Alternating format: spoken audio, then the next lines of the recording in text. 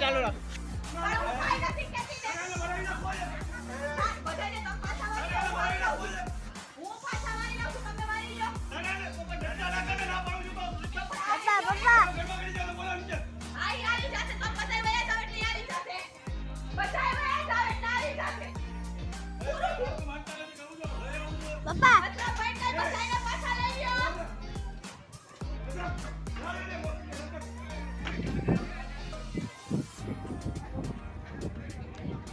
Ala gira ala. Ala papa, mati bina.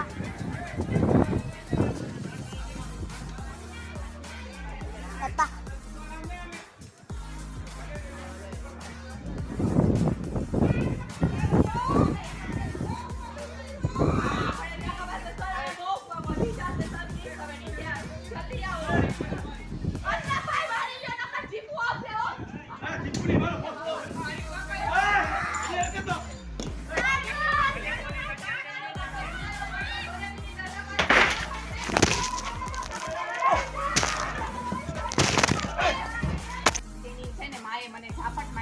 સસરાને માર્યું, મારી સાસુને માર્યું અને મારા વરને કહે છે કે તારા કપડા ઉતારીને તને આમ આપો.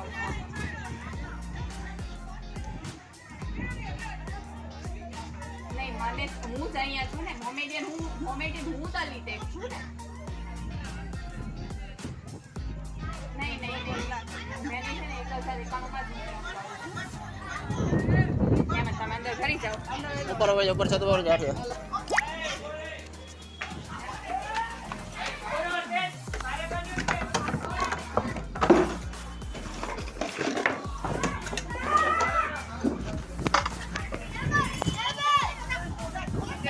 જામનગરથી પ્રસિદ્ધ હતું આંબેડકર દર્પણ ન્યૂઝપેપરને એક ચૂનાના ભઠ્ઠા પાસે જાદવ નર્મદાબેન પ્રેમજીભાઈ નામના વ્યક્તિ જે મુસ્લિમ સમાજના એક વ્યક્તિ સાથે જે આજથી કરીને 4-5 વર્ષ પહેલાં 11 વર્ષ પહેલાં એમને લવ મેરેજ કર્યા છે.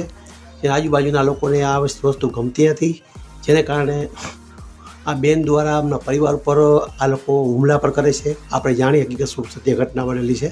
બેન તમારું નામ? મારું નામ જાદવ નર્મદા પ્રેમજીભાઈ છે. જાદવ નર્મદા પ્રેમજીભાઈ છે મારું નામ. હું જાતે દલિત વણકર છું ને મેં આશરે 11 વર્ષ પહેલાં મેરેજ કરેલા અને આ એરિયામાં હું 11 વર્ષ ત્યાં રહું છું. મારો એક છોકરો રોનક અને મારી એક છોકરી કૌશલ બે છે અને મારા સાસુ સસરા મારી સાથે રહે છે ને મારા હસબન્ડ. અત્યારે આ બનાવ એવો છે કે છે ને કે આ લોકોને એ પ્રોબ્લેમ છે કે હું દલિત છું, એના માટે છે ને મને આયે દિન પરેશાન કરે છે ને આયે દિન મારી સાથે છે ને જાતિ વિરુદ્ધ બધું બોલવાનું ને મને ન્યા સુધી કહી દીધેલું છે કે તારા કપડાં ઉતારી ને છે ને તને અમે મારીને આખી શેરીમાં ફેરવશું ને મારા હસબન્ડને બી એવી રીતના કીધેલું છે ને મારા હસબન્ડનું અત્યારે હેમરેજ થઈ ગયેલું છે, જમણા હાથમાં છે ને એને પેરાલિસિસ થઈ ગયેલું છે ને મારા સસરાની મને બચાવવા જતા હાથ ફ્રેક્ચર થઈ ગયેલો છે ને મારી સાસુનું બી માથું ફોડી નાખ્યું છે એ લોકોએ. અત્યારે આ લોકો ખુલ્લે આમ રખડે છે, કોઈ કાંઈ કહેતા નથી, મારી સપોર્ટમાં કોઈ નથી. મારી સમય બનાવ કેટલો સમય થયો વાત? 7-5 બનાવ બન્યો છે અને હજી સુધી 4 આરોપી પકડાણા પણ એને બી જામીન ઉપર છોડી નાખેલ છે અને એ બી આમ ખુલ્લે આમ રખડે છે. એ લોકોને કોઈ જાતનો ડર નથી ને મારી જાનનો જોખમ છે. તમે પોલીસ સ્ટેશનમાં મેં બધાને જાણ કરેલી છે, FIR સુધી કરેલી છે, વિડીયો ફૂટેજ આપેલા છે, છતાં કાર્યવાહી સાવ ધીમે ધીમે ચાલે છે ને પ્રેમસુખ ડેલુને મેં 4 ફેરે મળવાની કોશિશ કરેલી પણ મને મળવા દેતા કોઈ છે નહીં. મને કોઈ બી કાંઈ સપોર્ટ મળતો છે નહીં. અત્યારે મારી જાનને જોખમ છે. મને અત્યારે બચાવવાળું કોઈ છે નહીં. મારો છોકરો 10 વર્ષનો ને મારી છોકરી 10 મહિનાની છે. એની જાનને બહુ જોખમ છે. તો મારા સમજને મને વિનંતી કરું છું કે મને સપોર્ટ આપે, મને છે ને ન્યાય અપાવે જેમ બને એમ જલ્દી. અને મારા હસબન્ડની હજી છે ને કાંઈ છે ને, એની કન્ડિશન એ સિરિયસ જ છે અને આ લોકો આવી રીતના મને દબાણ કરે છે જાતિ વિરુદ્ધ. તો દલિત હોવો મારો ગુનો છે શું? હું દલિત છું એ મારો ગુનો છે? તો છે ને એમ કરો, દલિત બધાય ભેગા થઈને છે ને મને મારી નાખો. શું કામ કે હું દલિત છું? એ જ મોટો મારો ગુનો છે. મને મદદ કરો, જેમ બને એમ જલ્દી મદદ કરો. મારી જાન જોખમમાં છે.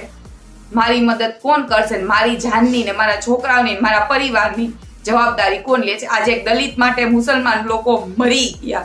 મારો હસબન્ડ અત્યારે મોતના મુખમાં છે. 21 દિવસ પછી હજી ડોક્ટરે કીધું છે કે છે ને કે શું કરવાનું છે, ખાલી એના માટે અમને રજા આપેલી છે. અને મારા સસરા બી મારા માટે છે ને એમનો હાથ તૂટી ગયો છે, મારી સાસુને બી લાગી ગયું છે, તો એ લોકોનો વાંક શું કે એક દલિતને બચાવી એના માટે. શું કામ ને આવું થાય છે? દલિતો સાથે શું કામ ને અન્યાય થાય છે? આટલો ઘોર અન્યાય. સાંભળા વગી નામ આવડે છે આપને? હા, સાંભળા વગી નામ આવડે છે? જે હુમલો કરે બોલો. છે ને અશરફ જુમા ખફી, જાવેદ જુમા ખફી, આરિફ જુમા ખફી, સિરીન જુમા ખફી, આયશા જુમા ખફી, વલીભાઈના પોતરા. એના છે ને જેટલા છોકરીઓના ને છોકરાઓના ને જેના મને નામ નથી આવડતા અજાણી વ્યક્તિ તરીકે, ઘણા બધા અજાણી વ્યક્તિ હતા, મંડળી કરી ને અમારા ઘરમાં ઘૂસી દરવાજો બંધ કરીને મારા હસબન્ડને મારેલું અને 4 મેળી થેકી ઉપરથી આવીને અમારા ઘરમાં તોડફોડ કરેલી ને બધી વસ્તુનો છે ને વિનાશ કરેલો છે. ને અત્યારે અમે લોકો જે હાલતમાં છીએ એની અત્યારે મારી પાસે 1 રૂપિયો નથી. હું મારા હસબન્ડની કેવ કરું છું ને મને ખબર છે. આજે મારા માટે કોઈ કાયદાકીય સહાય નથી આવતી. એનો મને દિલથી એમ થાય છે કે આજે હું દલિત છું એટલે મને આટલો ઘોર અન્યાય કરવામાં આવે છે. મારી મદદ કરો બેન. આપના મોબાઈલ નંબર બોલશો? 63 54 17 29 94. આ આગળ ન્યાય માટે આપણે રજૂઆત સરકારમાં કરેલ છે, કોર્ટમાં પણ અમના વિશે ફરિયાદ થઈ છે ને? હા, બધું થયેલ છે, FIR થયેલ છે, પણ સાવ ધીમી કાર્યવાહી હાલે છે. હજી તમારા જીવનો જોખમ છે? ફરિયાદી ખુલે આમ રખડે છે. અમને હજી આ રીતના દબાવવામાં આવે છે. અમે ક્યાં જાય? અમને તમે આ શું ન્યાય